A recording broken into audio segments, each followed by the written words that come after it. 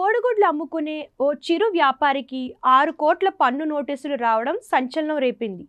రోజు బండిపై గుడ్లు అమ్ముకుంటూ 100-200 సంపాదించే అతనికి ఏకంగా కోట్ల కొద్దీ పన్ను కట్టమని నోటీసులు రావడంతో అవాక్కయ్యాడు. ఈ ఘటన మధ్యప్రదేశ్లోని దామోహ్ జిల్లాలో జరిగింది.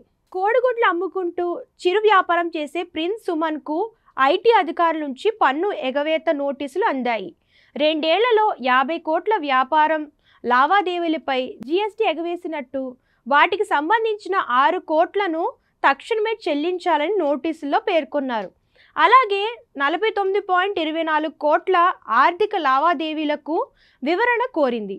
2022-23 ఆర్థిక సంవత్సరానికి సంబంధించిన ఇన్వాయిస్లు, రవాణా రికార్డులు, బ్యాంక్ స్టేట్మెంట్ల వంటి పత్రాలను సమర్పించాలని తెలిపింది. ఈ నోటీసులు అందుకున్న ప్రిన్స్, అతని కుటుంబ సభ్యులు తొలుత షాకుకు గురయ్యారు. తన చిన్న వ్యాపారానికి ఇంత ట్యాక్స్ ఎలా పడుతుందో తెలియక తికమకపడి చివరకు దామోహ్లోని స్థానిక అధికారులకు, జిల్లా ఎస్పీకి ఫిర్యాదు చేశాడు. కేసు నమోదు చేసుకుని దర్యాప్తు చేసిన అధికారులకు విస్తుపోయే నిజాలు తెలిసాయి. డిసెంబర్ 2022లో ఢిల్లీలో అతని పేరుతో ప్రిన్స్ ఎంటర్ప్రైజెస్ అనే నకిలీ కంపెనీని నమోదు చేసినట్లు తేలింది. ఈ కంపెనీ ప్రిన్స్ వ్యక్తిగత వివరాలను ఉపయోగించి జీఎస్టీ నెంబర్ పొందింది.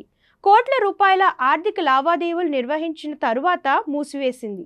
దీంతో అధికారులు కంపెనీ వివరాల ప్రకారం ప్రిన్స్కు నోటీసులు అందించారు. అయితే అతని వివరాలు ఎలా ఆ నేరస్తులకు చిక్కాయనే విషయం తెలుసుకునే పనిలో పడ్డారు పోలీసులు.